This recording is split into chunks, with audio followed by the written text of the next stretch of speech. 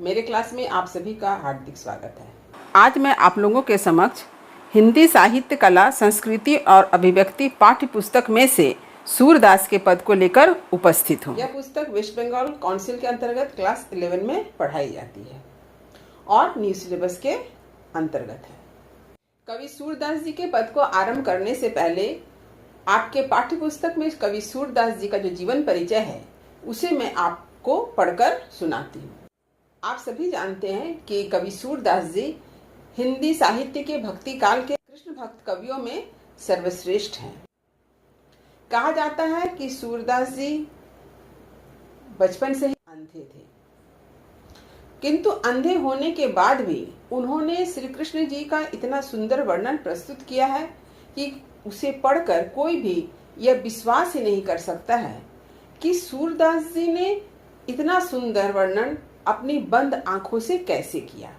सूरदास जी का वात्सल्य वर्णन हिंदी साहित्य में सर्वश्रेष्ठ है। तो आपके पाठ्य पुस्तक में कवि सूरदास जी का जीवन परिचय दिया गया है, इसे मैं आप लोगों को पढ़कर सुनाती हूँ क्योंकि यह भी आपके लिए काफी इम्पोर्टेंट है। बहुत सारे प्रश्न जो है इससे भी पूछे जाएंगे, तो आपको बहुत सारी बातों को याद रखना होगा।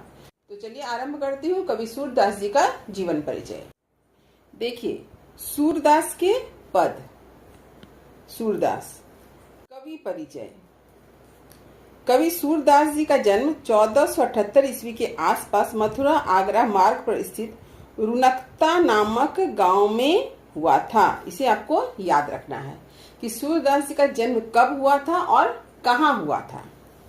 कुछ लोगों का कहना है कि सूरदास जी का जन्म सीही नामक ग्राम में एक निर्धन सारस्वत ब्राह्मण परिवार में हुआ था।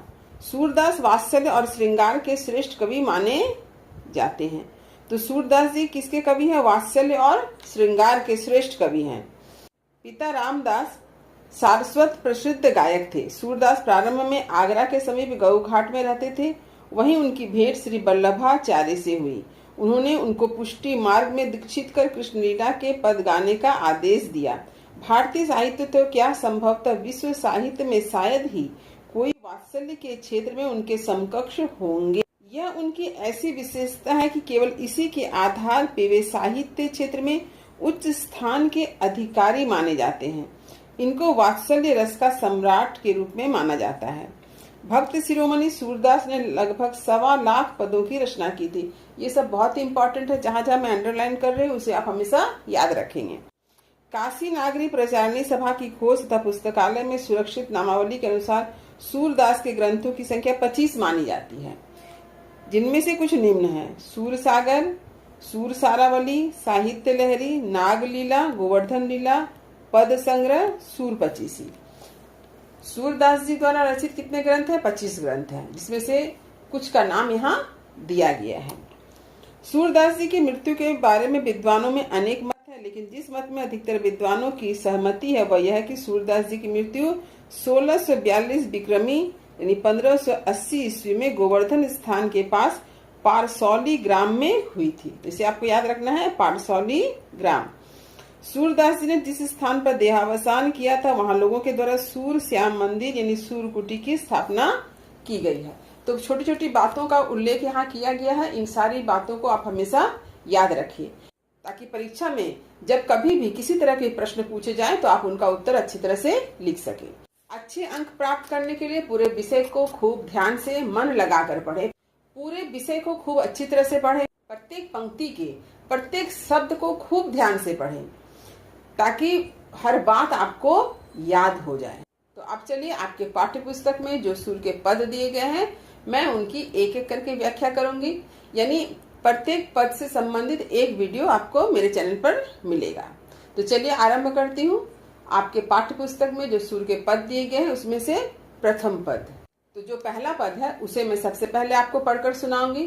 फिर कठिन शब्द के अर्थ को बताने के बाद मैं पंक्ति की व्याख्या करूंगी और अंत में आपको विशेष भी लिखवा दिया जाएगा ताकि परीक्षा में जब भी कभी व्याख्या पूछी जाए या किसी पद की आलोचनात्मक व्याख्या लिखनी हो तो आपको लिखने में कोई दिक्कत ना हो, क्योंकि विशेष लिखना अनिवार्य है।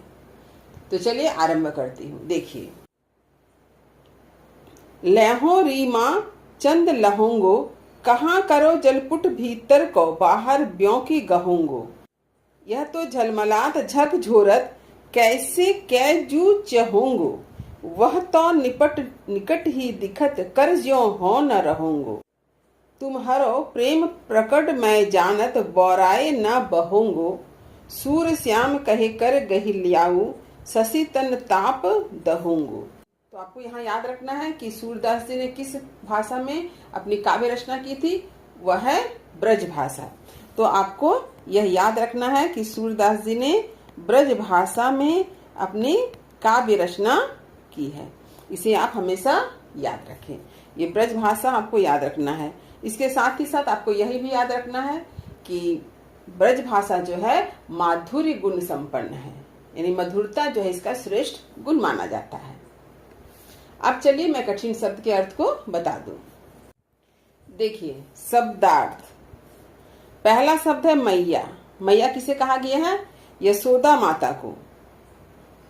मैं है बालक कृष्ण के लिए प्रयोग है। चंद यानी चांद। लहोंगो मतलब लूंगा। क्या करो माने क्या करूंगा। जलपुट, जलपुट का अर्थ होता है जल भंडार। ब्योंकी, ब्योंकी मतलब उछल कर। गहोंगो, गहोंगो मतलब होता है पकड़ूंगा। झलमलात, झलमलात मतलब झिलमिल करना। झकझोरत, झकझोरत माने हिलना, यानी जैसे किसी चीज को हम लोग हिला डुला देते हैं ना, उसे कहते हैं झकझोरत। इसे हिलाना भी कह सकते हैं, हिलना भी कहा जा सकता है। कैसे कै माने किस तरह से। जू माने इसे। वह का प्रयोग हुआ है आसमान में दिखाई देने वाला चांद के लिए, यानी आसमान में जो चांद दिखाई दे रहा है उसके लिए यहाँ पर वह शब्द का प्रयोग हुआ है। निपट माने अत्यंत, निकट ही मतलब नजदीक। देखत मतलब दिखाई दे रहा है। बरजियो माने रोकने से। हो मतलब मैं। रहोंगो का रुकूंगा। तुम्हारो का प्रयोग किया गया है माता यशोदा के लिए। प्रगट मतलब प्रत्यक्ष। जानियो मतलब जान गया हूँ। बौराए, बौराए माने बहकाने से। कहते ना बौरा गया है, तो भटकाना के अर्थ में है यहाँ पर। न बहोंगो माने नहीं भटकना। कहे माने कहते हैं। कर गही, कर गही, कर का अर्थ होता है हाथ, तो इसका अर्थ क्या होगा? हाथ से पकड़कर। ल्याऊ मतलब लाना। शशि का अर्थ क्या होता है? चांद। तन दाप, तन दाप मतलब खुद का घमंड। तन माने शरीर होता है, यहाँ पर जो दाप शब्द का प्रयोग जिसके लिए किया गया है उसके खुद के घमंड के लिए किया गया है। दहोंगो मतलब जला देना, नष्ट कर देना। तो ये है कठिन शब्द के अर्थ। अब चलिए मैं पंक्ति की व्याख्या करती हूँ। तो सबसे पहले हम लोग को क्या समझना है? प्रसंग के बारे में, कि इस पद का प्रसंग क्या है। तो प्रसंग यह है कि आसमान में जो चांद दिखाई दे रहा है उसे बालक श्री कृष्ण क्या समझ लेते हैं? एक खिलौना समझ लेते हैं, और उस चांद रूपी खिलौने को पाने के लिए जिद करते हैं। वे अपनी माँ से हट करते हैं उस चांद रूपी खिलौना को पाने के लिए, कि माँ उसे चांद रूपी खिलौना लाकर दे। इसी प्रसंग में यशोदा माँ क्या करती है? उसे फुसलाती है, बहलाती है, और उन दोनों के बीच के जो संवाद है उसी को यहाँ पर प्रस्तुत किया गया है।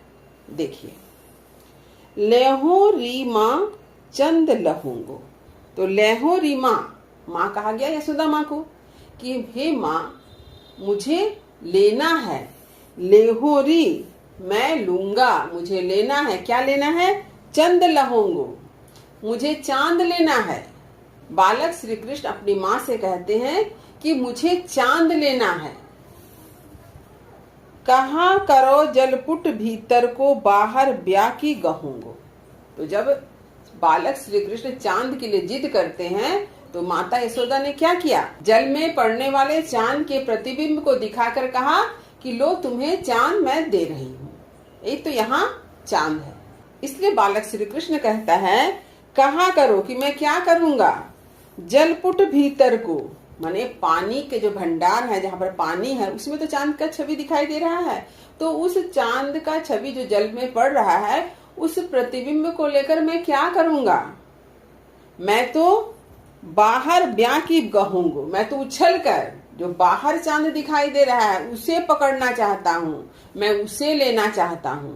तो जल में जो चांद का प्रतिबिंब दिखाई दे रहा है वह मुझे नहीं चाहिए। साधारणतः हम लोग क्या देखते हैं कि बच्चा जब किसी चीज के लिए जिद करता है तो उसको बहलाना पड़ता है, फुसलाना पड़ता है, उसका मन भटकाना होता है। तो यहाँ पर माँ यशोदा भी यही कर रही है कि जब बालक श्री कृष्ण चांद को लेने के लिए जिद करता है तो माँ यशोदा भी क्या करती है, किसी जल में पड़े हुए चांद के प्रतिबिंब को दिखाकर कहती है, लो यह चांद है, तुम इसी से खेलो। लेकिन बालक श्री कृष्ण जो है बहुत चालाक है, वे माँ यशोदा के झांसे में नहीं आते हैं, बल्कि क्या कहते हैं कि जल में पड़े प्रतिबिंब वाले चांद को लेकर क्या करूंगा, मुझे तो जो सचमुच का चांद है उसे उछल कर पकड़ना है। यह तो झलमलात झकझोरत कैसे कै जू चाहूंगो। तो तर्क क्या देते हैं बालक श्री कृष्ण कि जो पानी में यानी जल में जो चांद का छवि दिखाई दे रहा है, प्रतिबिंब दिखाई दे रहा है, यह तो झलमला रहा है, हिलडुल रहा है। क्योंकि पानी जो है वो पानी तो कभी शांत नहीं होता, पानी हिलता डुलता रहता है। तो पानी के हिलने डुलने से क्या होता है, चांद का जो छवि दिखाई दे रहा है, चांद का जो प्रतिबिंब वहां पर है वह भी झिलमिलाता हुआ दिखाई दे रहा है। तो इसी बात को लेकर श्री कृष्ण कहते हैं कि ये जो चांद का जो छवि जल में झिलमिला रहा है, झकझोर रहा है, यानी हिलडुल रहा है, उसे मैं लेके क्या करूंगा, उसे मैं कैसे पाऊंगा, कैसे कै जू चाहूंगो, इसे मैं कैसे पा सकता हूँ, इसे मैं कैसे ले सकता हूँ। अब देखिए, वह तो निपट निकट ही दिखत कर ज्यों हो न रहूंगो।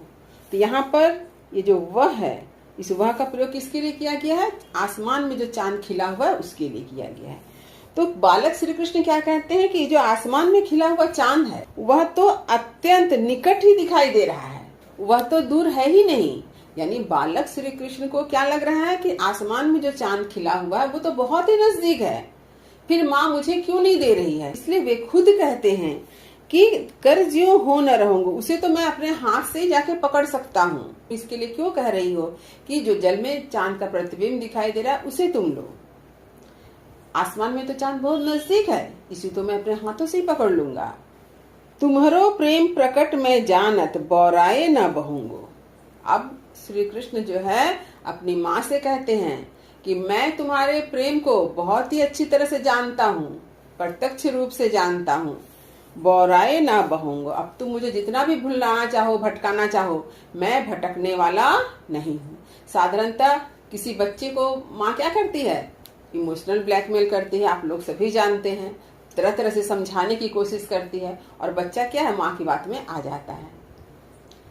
यहाँ पर माँ यशोदा भी ऐसे ही करती है। माँ यशोदा भी अपने पुत्र बालक श्री कृष्ण को तरह तरह से समझाती है। बालक श्री कृष्ण क्या कहते हैं, वे माँ की बात को समझ जाते हैं कि माँ मुझे क्या कर रही है, चालाकी से हर बात को भुलाना चाहती है। बालक श्री कृष्ण इस बात को समझ जाते हैं कि माँ यशोदा क्या कर रही है, उसका मन भटका रही है। तो इस बात को जो है बालक श्री कृष्ण समझ जाते हैं।